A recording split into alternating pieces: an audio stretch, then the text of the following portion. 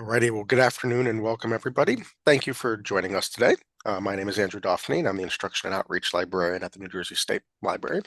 And it is my pleasure to welcome back Paul Cecala for another presentation related to job searching and career development.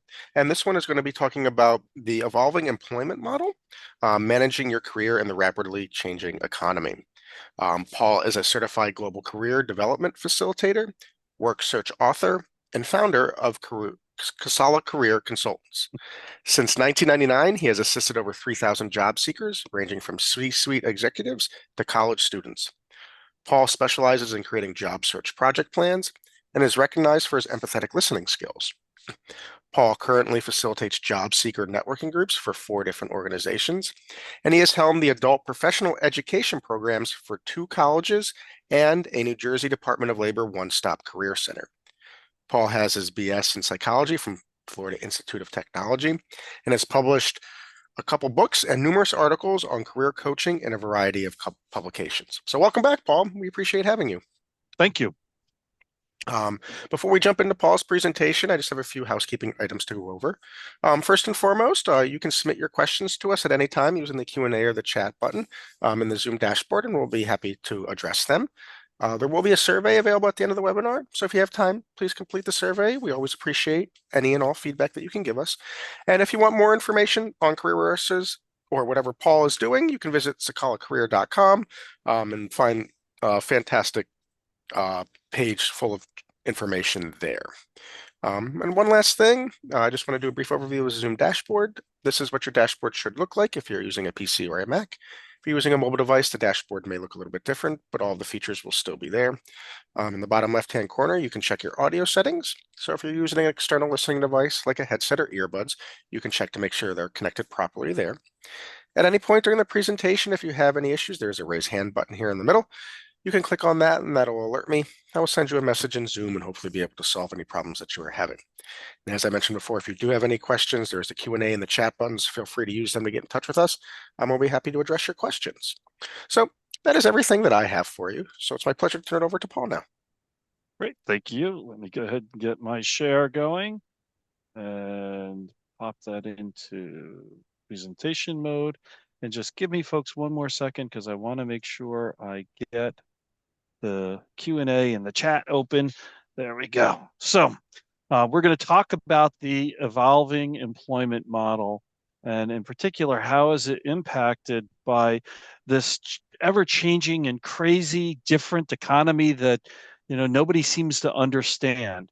And that seems true, that even the professionals don't really understand what's going on in our economy. And that's why we're getting all kinds of different perspectives of what we should expect tomorrow. So let me just also say right up front, at the end of the presentation, I'll have my contact information in there. I'll put it into the chat in a few minutes as well. And you're welcome to reach out to me to get copies of the slides. I'm happy to share them with anybody. You just need to contact me directly to do that. So in fact, why don't I just at the moment pop in everyone, Cecala at cecalacareer.com. There we go. That's my email address in the chat so you can access it when you need it. So let's look at what's going on in this economy and what's happening in the way of the workforce. And so I want you to kind of think about this question as we go through the presentation. What are the trends that you're seeing in workforce development, in employment today? And the trends can really be from any perspective, anything that you can think of, but I'm kind of looking at, how do employers look at the way they're filling positions and what they need from positions? How are candidates and employees approaching their employer for what they want and need out of their work? Right. And if anybody's got some quick thoughts or ideas, I'd love to have you just throw them in the chat and share your thoughts with us. I'll give you 30 seconds or a minute to do that, and then I'll start going into some of the things that I'm seeing.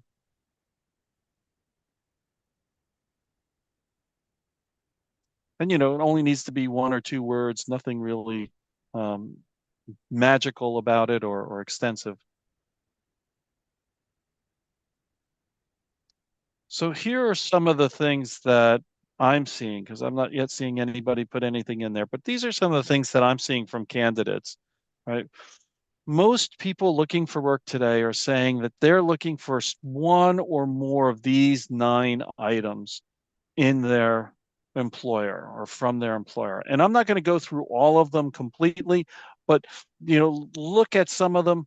That some of the things that stand out to me: strong leadership, transparency, ethics is really important. Diversity and inclusion, which really fits with the company culture piece. And in the end, what does both of those really talk about? Respect, right? All of us want to be respected and appreciated, feel like we belong in the place that we're working. We don't want to be considered an outsider.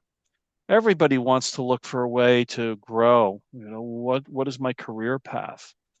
Compensation and benefits are still a high priority for everybody.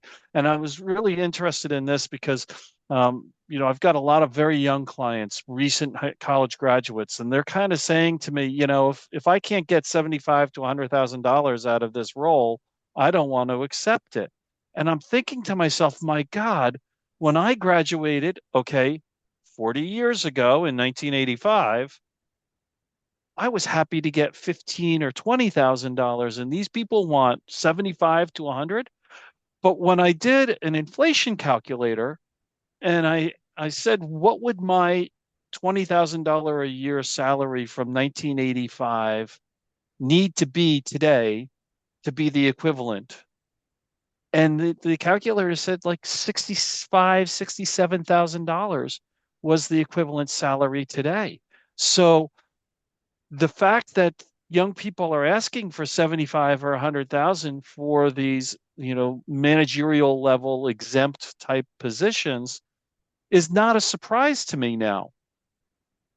But what it also says is, have our salaries for those of us who are now in our 40s, 50s, 60s year olds, have our salaries kept pace with inflation? And maybe we need to be advocating for salary increases in order to say that we're actually growing our wealth or minimally maintaining it from when we graduated. Um, Benefits plays into the work life integration and hybrid or work from home employment options. And I want to comment on the integration piece for just a moment too, because we talk a lot about, or I've heard a lot about, work-life balance, right? And work-life balance kind of says, I have my work time, I have my home time, never the two shall mix, right? But they need to be equal. Integration is more about the equity. It's more about saying, you know what? Give me my assignment. Tell me what I need to accomplish and give me a due date for when I need to do it. Now shut up, leave me alone, and let me go do it.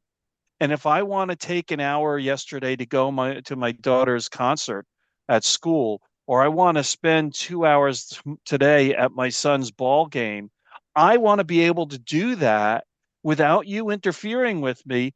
And if I choose to do your work at 2 o'clock in the morning, so long as I get the work done, what do you care? That's more of what the work life integration is like versus work life balance.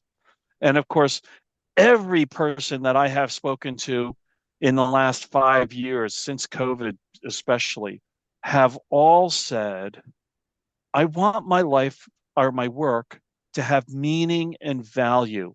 I don't want to just be a paper pusher. I don't want to be the one putting the paperclip on all everything and just doing that repetitive work. I want to know that the work I'm doing has value, has meaning. Whether it has value or meaning to society, that would be a real plus, right? Or does it at least have value and meaning to the success of the company? That's what I'm looking for in work. Um, So that's what candidates are looking for. Now, you'll notice when you look at it from the employee's perspective, a lot of the stuff is the same, but there are a few things that are a little bit different. For example, the autonomy and empowerment. Employees are saying, I want more autonomy. I want to be empowered to make decisions for myself.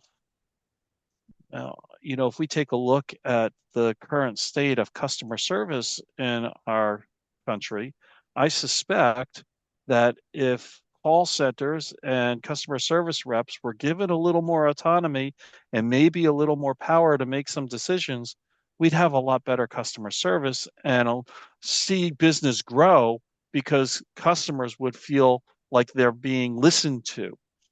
So that I think is an important piece. Recognition and appreciation. It's amazing that management doesn't get this because recognition and appreciation have been things that have been on researchers' plate for over 20, 30 years, where they have always said all of our research shows to make an employee happy, all you have to do is give them recognition, give them appreciation. Now, not just a little piece of paper certificate, but truly show them off to the rest of the company and to the rest of the customers, saying, here's an example of what we feel is the right way to do things. And this is an employee we value. That's what we're looking for in recognition and appreciation. And if we get that, we're more likely to stay employed and stay with that company, even if our compensation falls behind because we feel valued. So I wish more employers would take heed of that and change the way they treat their employees because that would make for a much happier workforce. Everybody wants growth and development. What's my career path, right? And that goes same thing as candidates. And everybody wants options for work. And I think what's important in terms of the work from home versus hybrid versus in office, we all need to recognize that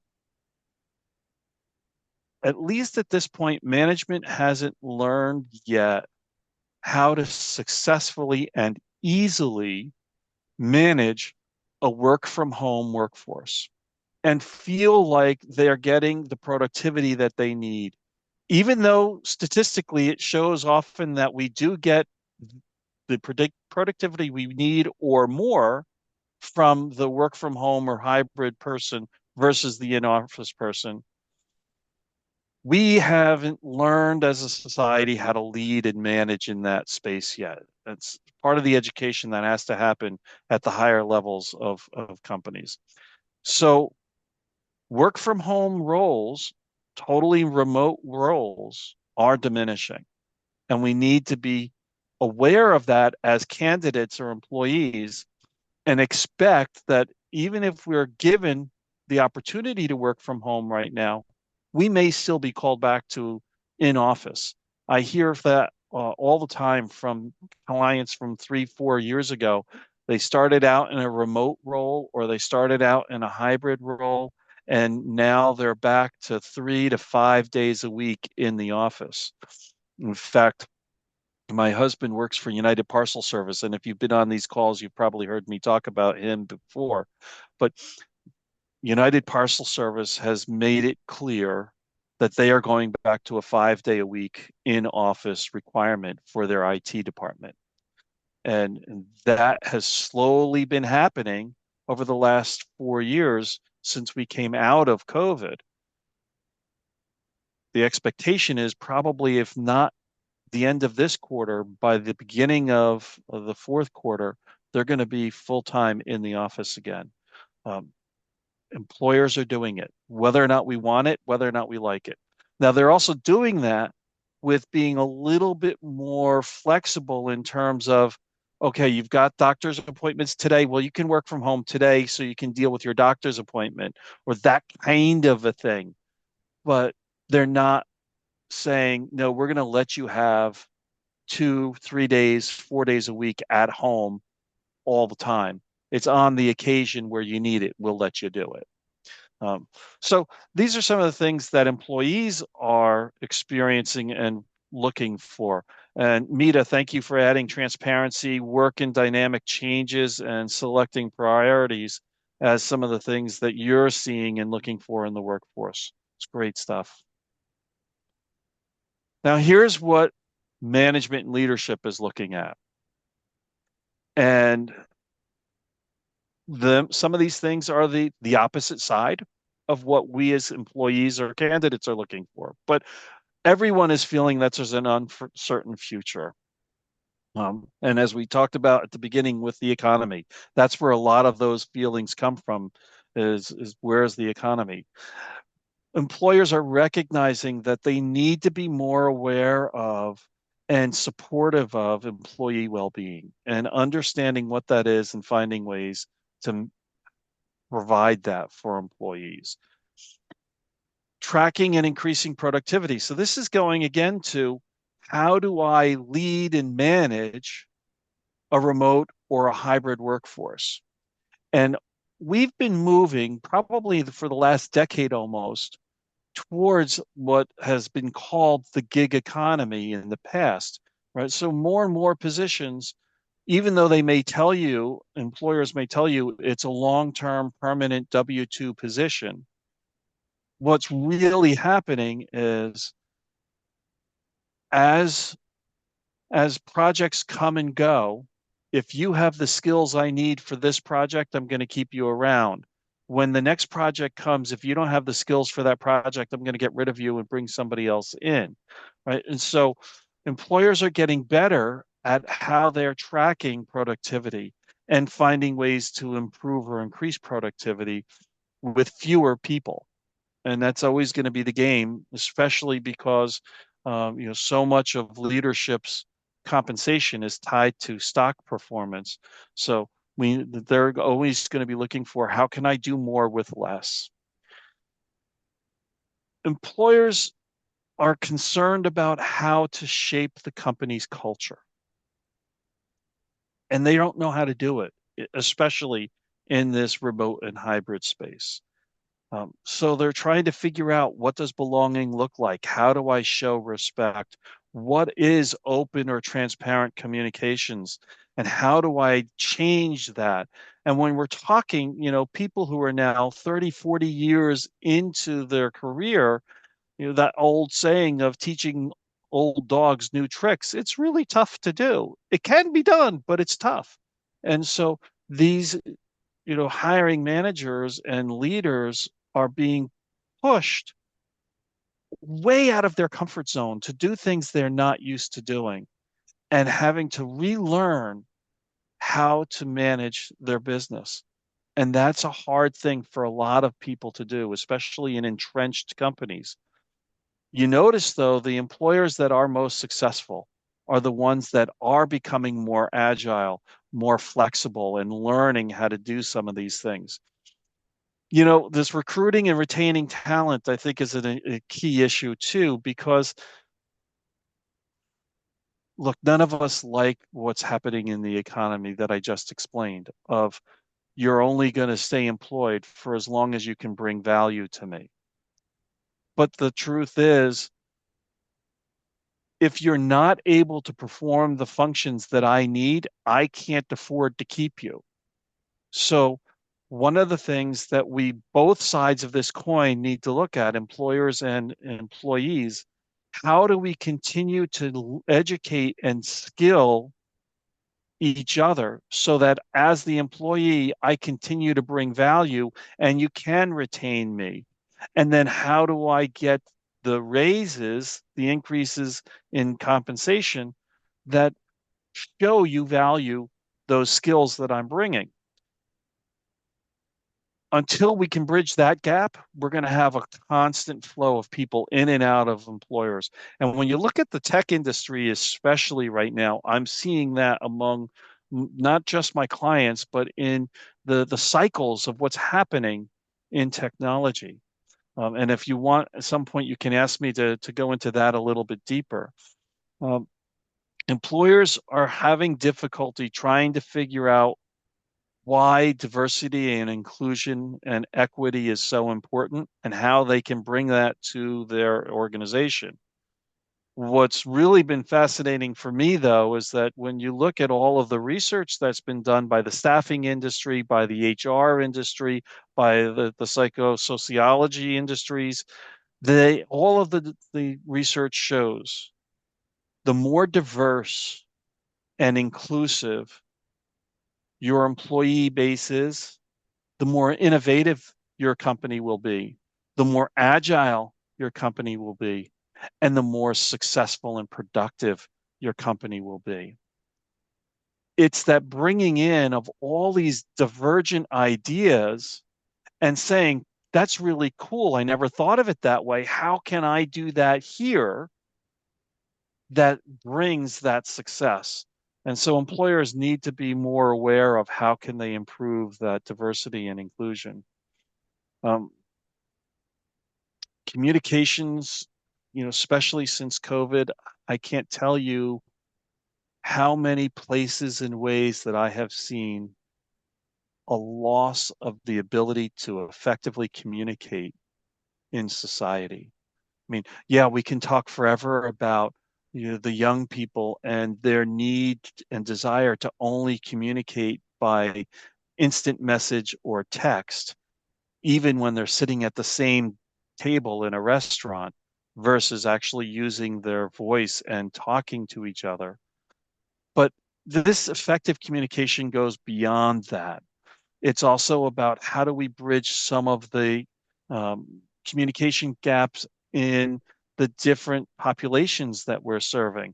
I was just listening to a news report on the the the way certain segments of our population have co-opted and redefined words. And if we don't, in the general population, know and understand what those definitions are, we're not effectively communicating, right? So, so that's becoming an issue. That also plays into the transparency and how much information is too much information. What is the information I should be sharing versus the information I shouldn't? Those kinds of things. No matter where you stand in the political divide, regulation and compliance is nothing, just increasing and growing every day. And so employers are constantly being bombarded with how do I stay compliant? How do I make sure I am doing everything that all the regulatory bodies require of me so that I don't get into trouble? And it's increasingly tough for them to manage. So that's a strong area. You know, this particular research I did talked about technology disruptions as a key issue. I'd like to say that we need to look at disruptors, period, whether it's climate change and how do we have to deal with the fact that maybe the air conditioner at the company is not working today, or maybe there's brownouts because of the stress on the infrastructure. That's a disruptor to our business. Increasing weather phenomena, as well as changes to technology, hacks that are taking place into the various computer systems. All of these disruptors. I mean, Andrew was just telling me that he's been working from home for the last few weeks because there have been issues with the elevators and stairwells in the state library building. So who expected that? But they've been working from home. And thank God we've been through COVID in this respect because we know how to make that pivot and work from home now where we wouldn't have maybe 4 or 5 years ago. So there are all kinds of business disruptors that are taking place. And as an appropriate business leader, I have to think about and figure out how am I going to manage those and anticipate them and prepare for them. And that's a real tough thing. And then, of course, the multi-generational workforce.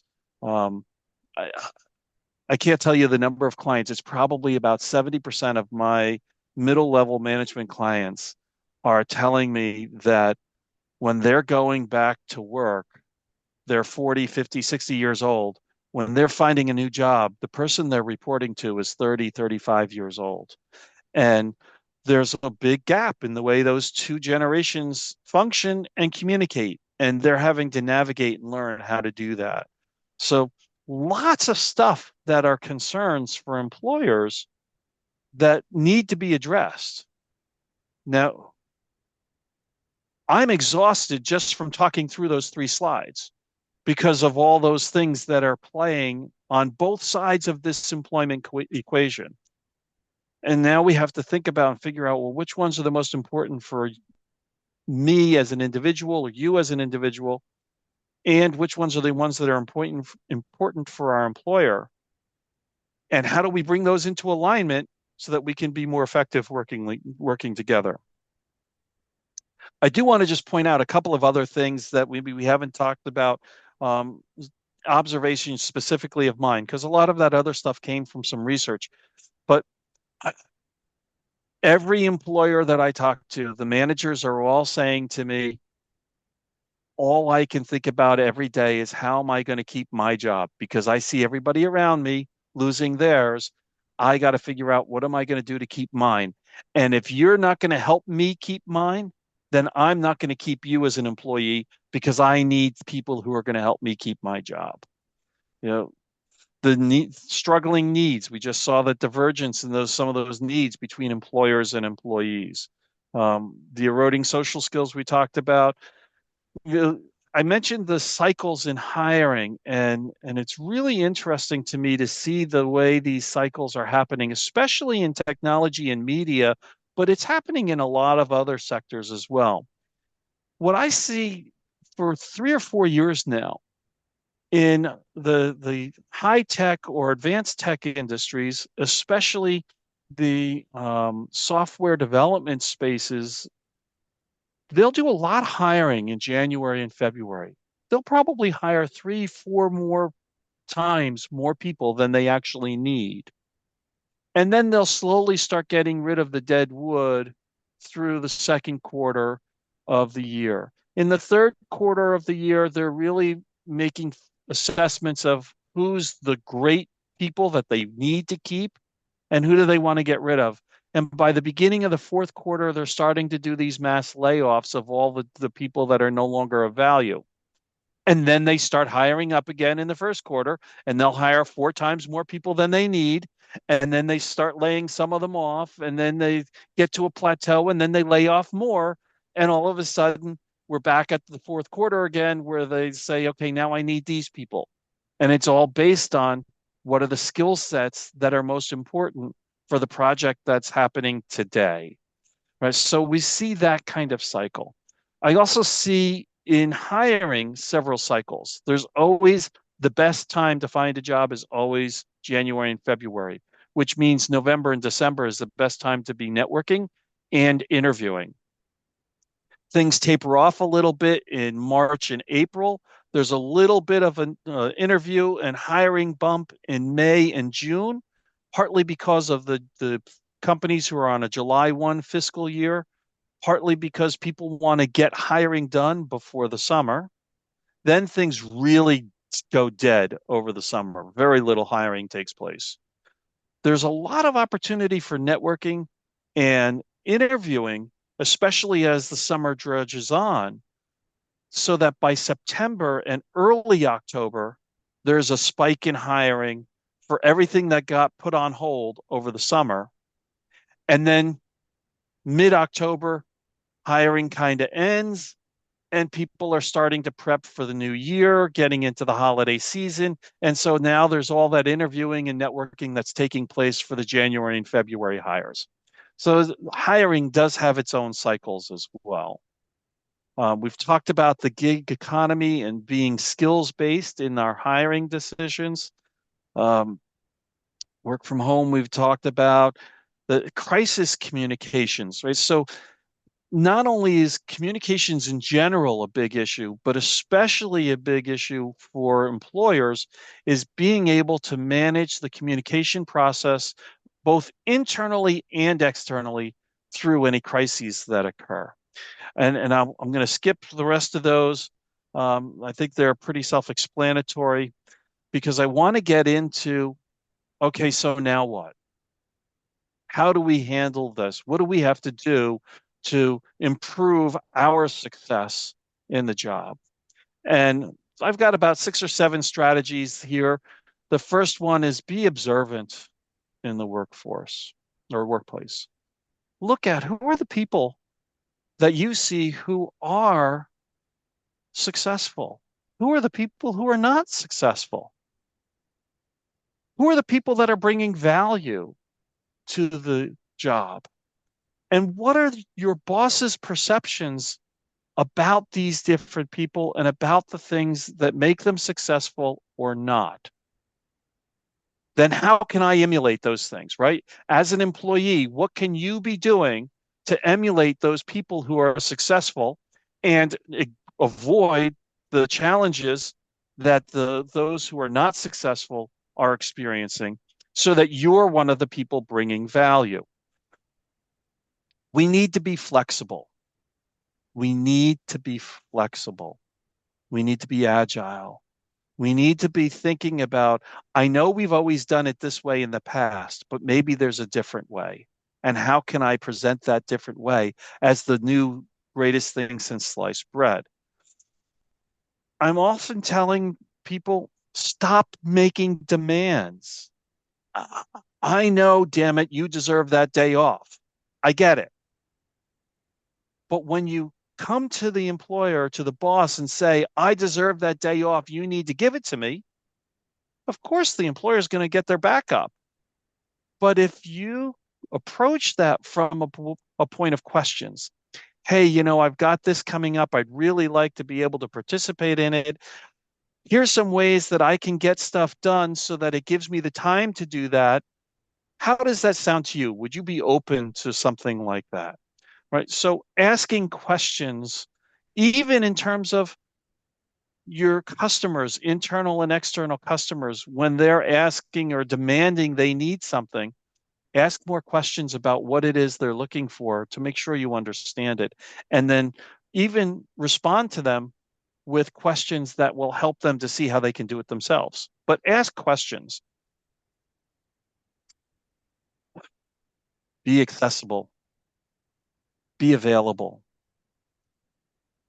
I heard a story mainly during COVID, haven't happened much recently, but I still hear some inklings of these kinds of things happening now about someone who was on a business call in the summer and they decided to take that phone call out in their backyard while swimming. They're in their pool, in their bathing suit, and they're standing at the edge of the pool with their laptop on the deck and having the conversation from there. Now, that may be what we want to do, but is that really business appropriate? Is that really being accessible and available to your employer? Are you really focused on the conversation when you've got these other things going on around you? So we need to be accessible, we need to be available, we need to be appropriate. Being accessible and available is the first one to respond. I've had another client tell me, for example, they got an urgent request first thing in the morning. I need this information from you right away in order to do my job. And so the person responded, great, I'm happy to provide it to you. I have some questions that will help me get you the exact information you need. Responded within 5 minutes, asked that question, waited an hour, no response back, sent another message. Hey, just checking in. I want to get you your info, but I need my questions answered first. No response. Sent an IM, sent another email. 3 hours goes by, 4 hours goes by. Finally, he said he went to the other person's boss and said, I got this urgent request first thing this morning. I responded within 5 minutes asking these follow up questions so I could get the right information. I've been radio silent, ghosted since then. Is this information really important? Within 30 seconds, he got a response back from the original requester with the answers to the questions. Is that person actually accessible and available to their job working from home if that's the case? So we want to be the first one to respond. Use the phone, use video, put the voice to your replies. I I realize that young people want to do everything by text, but my God, a conversation that would take 2 or 3 minutes by phone takes 15 minutes to an hour by text. So just pick up the damn phone and talk. It's that simple, right? But people aren't doing it, and that's a problem. Being accessible and available also means speaking your mind in an appropriate way. If you think there is a better way to do it, let your employer know. Tell the boss, hey, have we considered this option as a way to approach this? I've seen it work here and it seems to work better. But give your input. The worst that can happen in most cases is going to be that they just tell you to shut up. There's always going to be the case where that may lead to, a dismissal or a firing, and I don't want to see that. So don't get me wrong here. But more often than not, if you're able to speak your mind, you'll have more value to your employer. And I'm a very big proponent of scheduling to have an in-person or video meeting with your manager at least once a week, even if it's only a 5 or 10 minute stand-up meeting. Let's just review my priorities from last week, my priorities for this week, and make sure we're both on the same page. But have that ongoing communication with your manager on a regular basis. And this last one I'm gonna speak more to as a part of the fifth strategy, which is to be engaged. And being engaged partly means reaching out to people on a regular basis, building relationship. Again, I'm going to use my husband. When he got laid off, I'm sorry, when he got sent home for COVID from UPS, what he found was that a big part of his special sauce, the thing that made him most successful, was knowing who to talk to get the answers to the hard questions when they were needed. He lost that because he wasn't in the office and couldn't see people and talk to them on a regular and ongoing basis.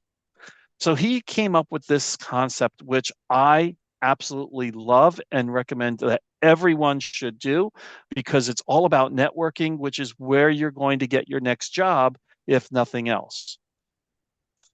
Create a list, probably about 50 people. You may want to create two lists. One of those people that you work with, one of those people who are outside your company that you want to maintain contact with. People who you think are influencers, who are going to be valuable to helping you keep employed or get employed. Create that list. And then on Monday, reach out to the top 5 names on that list. And the conversation is a simple one. Jokingly, I say, hey, not dead yet. Hope you're not too. Let's chat. Right? Really, hey, I was thinking of you. It's been a while since we spoke. I'd love to catch up. Do you have 5 minutes to share a virtual cup of coffee this week? Just some way to let the other know I'm thinking of you and I want to talk to you, not about work specifically, but just about stuff, right? And of course, it's going to go to work, but it's also going to go to family. When Andrew and I started this call today, the first 5 minutes was what's going on with your family? What's going on with my family? How do we spend Father's Day?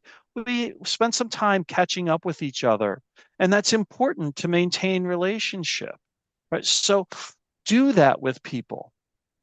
And then by the end of the week, those 5 people, probably 3 or 4 of them will have reached back to you to have that conversation.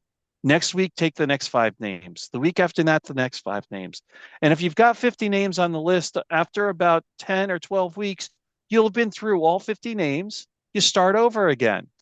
And maybe 2 of the 5 that you talked to the first time will talk to you again this time, but maybe 1 or 2 different people will talk to you this time that didn't talk to you last time. Either way, what's happening is you're keeping your name at the top of my mind.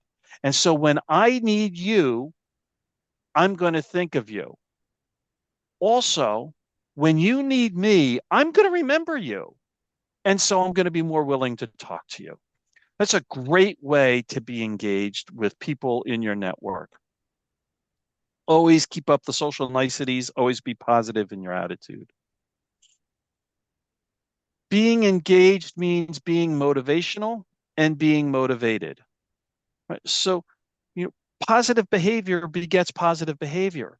Excited people bring more energy, which builds energy in everyone else. So be that person, be that leader that's leading from the example. Ask for feedback and celebrate everybody's successes, no matter how small. Especially job seekers, I tell them all the time, listen, set a small goal. My goal for today is to reach out to 5 people who I see in the contact list as participants on this call to get to know them and see how I can help them and maybe see if they can help me.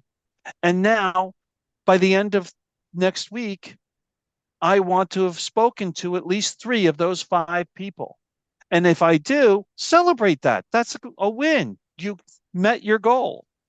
But that's the kind of thing we need to do to keep our excitement, our energy, and positivity moving forward. Make sure that everybody knows your role and responsibilities. More importantly, make sure that they know your successes.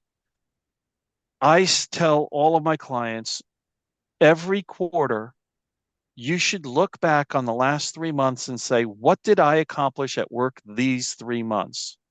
Let me write that down and write down the story behind that accomplishment.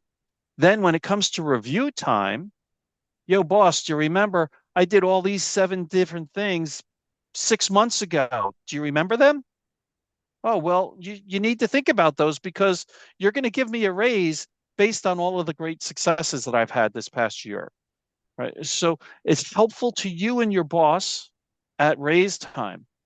Those successes are also the things that become the bullets on your resume and the talking points for networking and the answers to interview questions. I say be seen in the workplace. Sometimes it's nice to be the wallflower that's forgotten. But in today's business economy, the wallflower that's forgotten is the one who oftentimes is let go because I don't see as your manager the value that you bring. So we need to be seen at work and we need to be seen as the one solving problems and bringing value. And the solving problems brings me to the concept of being a consulting employee. So what I want you to think about here is how do consultants work? What makes consultants successful? And these are some of the things that help make consultants successful. Well, the number one thing is that they are always solving problems. And as long as they're solving problems, they're going to stay employed.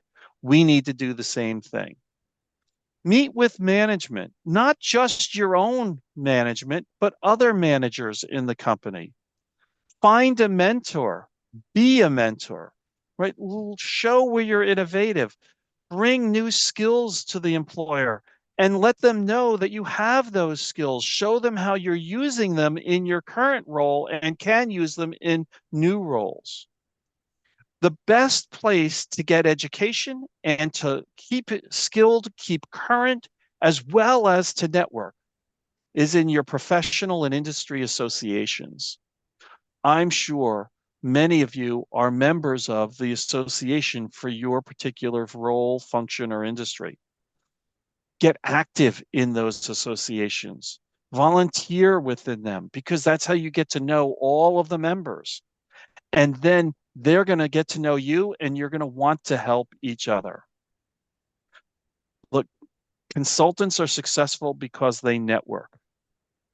They build relationships and sustain relationships with people. They're adept at reinventing themselves. And the truth is that in today's economy, we're going to need to, according to the Society for Human Resources Management, going to need to reinvent ourselves every 10 years and do something new or significantly different in our career. Are you prepared for that? What are you doing to prepare for that? The number one issue employers say that they have with their employees, and this has again been consistent over 40, 50 years, is poor interpersonal or communication skills. So, what are you doing to improve those skills? And I'll share a quick story and then stop and we can get to some questions as well. Um, in 1990s, early 90s, Warren Buffett was speaking to a class of soon to be MBA graduates. And one of the graduates asked him, or one of the students asked him, of all the things you've done and learned in life, what's the one thing that you needed to have as a skill, but did not ever learn in school? And Warren's response was, I will give each of you $100,000 right now if you pledge to give me 10% of your lifetime earnings every year.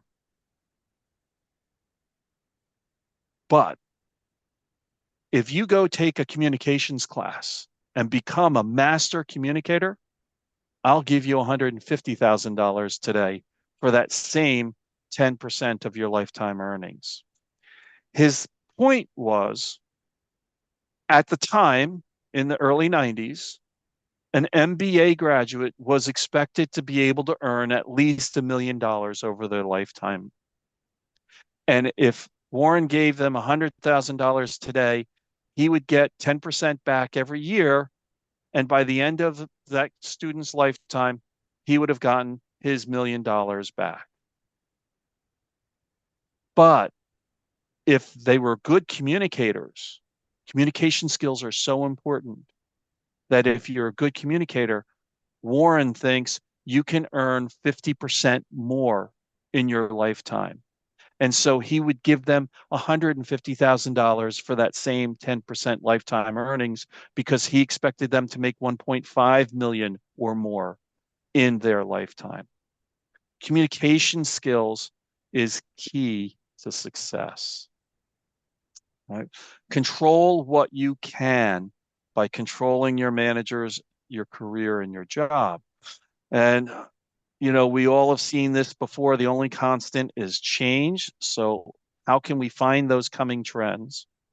And then I'll just leave you with two quick quotes from Buckminster Fuller and Robert Kennedy that I think really sum up some things that will help us to be better employees and to be more successful in our career.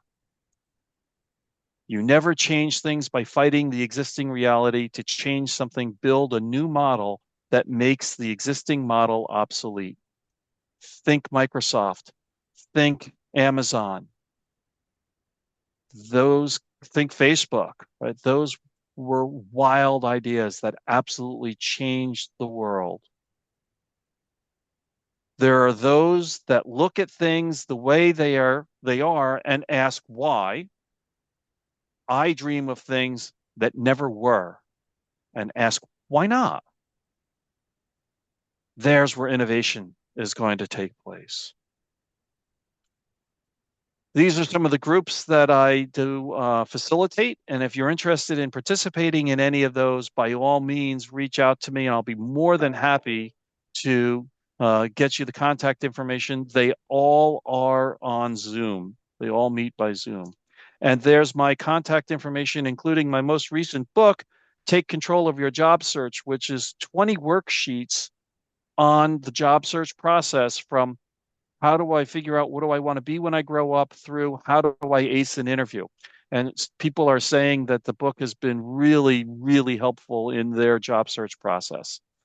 So I'll end the presentation sharing now, but I'll give you just another 30 seconds on the QR code or to take a picture of that so you've got my contact info.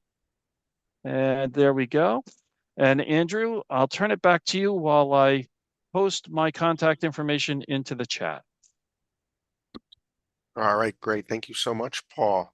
If anybody does have any questions, please feel free to submit them using the Q&A or the chat feature, and we're happy to address them.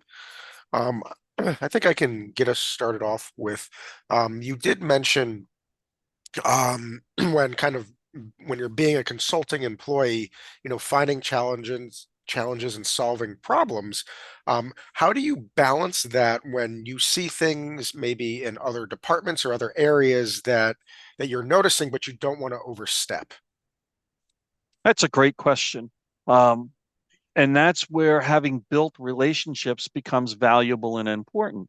Because if you and I already have a strong relationship and I see something that I think could be done differently, we can have conversation and I can, oh, by the way, tell me how you're doing this. That's interesting. I thought I would do it this way. How would that work in your process? Right. So I'm not saying you got to do it my way, right? But I'm sharing information in a way that's a question that can help them to see there might be an option to do it differently.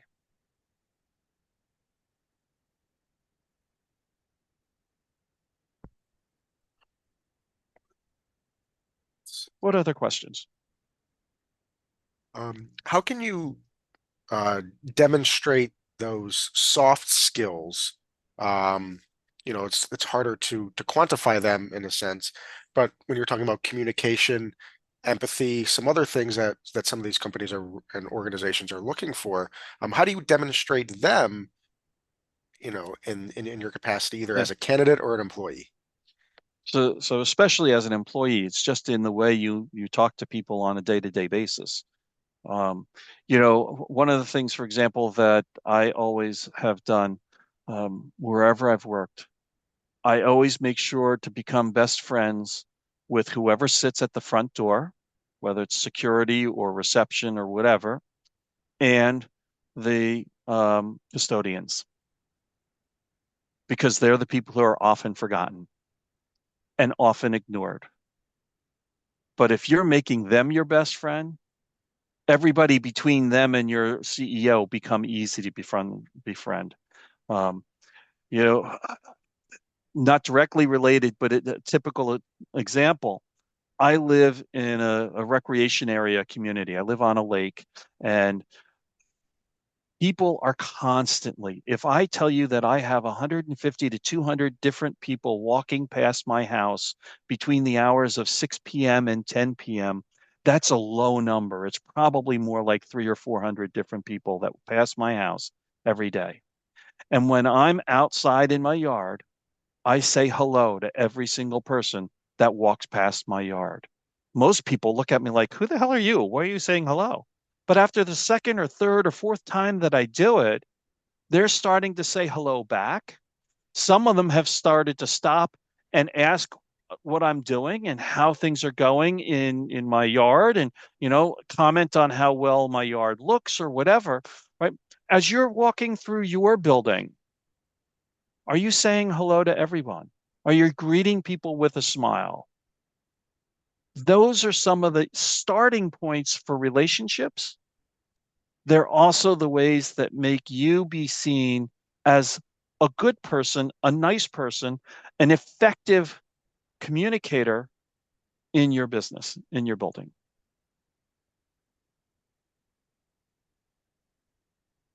Any And strategies to build trust within a team? Boy, that's a great question, Allison. And I'm sorry, I stepped on you, Andrew, but I saw it at the same time. And what I would say to you, Allison, is this: um, treat people with respect, treat them with trust, and they will then respect and trust you.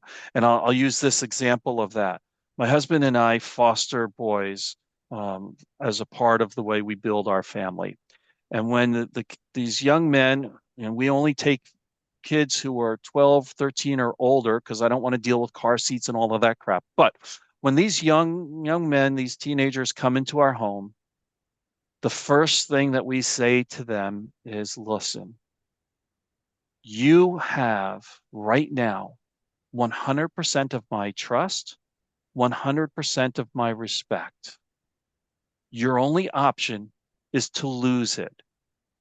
Please don't lose it. And then I need to treat them with that respect, which means whatever rules we have in our home, everyone lives by those rules. One of the rules, for example, is all electronic devices must be on a charger in a public space when you go to bed. And depending on their age, oftentimes you're not allowed to have it in your bedroom. That goes for my husband and I too. Our phones and computers need to be on their chargers in a public space in the house because that's showing the other respect, right? These young people respect. We involve them in all of our decisions, wanting to know their perspective. And oftentimes we'll say, gee, that's a way we hadn't thought about it. Thank you for sharing that. We have to rethink our decision because of your information. That's showing them respect. That's building trust. I know that's not easy answer, but it's the most direct answer I can give to that question. and how do you encourage building trust amongst a team? Maybe not with you leading, but how you Well, build. the same way. I mean, you know, it's again, it's I need to trust you as my boss. I need to trust you as my teammate. I need to respect you in those roles. And I need to expect that same respect and trust back from you. Right. But it's the demonstrating that you are giving it that's going to get people to give it back to you. Um, if you go in there demanding respect, that's the last thing I'm going to do for you because who the hell are you? Right. But if you go in giving it first, people will give it back. It may take a little while, but they will. Leading by example and creating the culture. Yes. Yes. Glad that resonates. What else?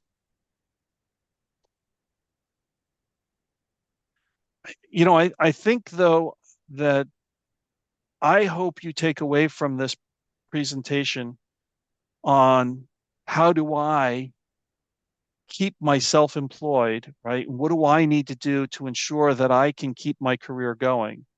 That you're taking from this that we need to be resilient, we need to be open to change, we need to be building new skills always, and we need to be in some respects selling ourselves by keeping track of those accomplishments that we can then share with our team and our management, not in a braggadocious way, but in a way that reminds people that, yeah, I know what I'm talking about. So please, ask for my help.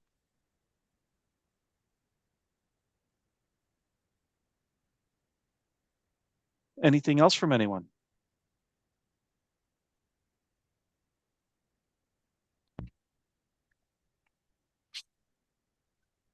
I don't see anything. We can give it a couple more minutes. Anything you kind of want to end or wrap up on? I know you kind of did, but Yep.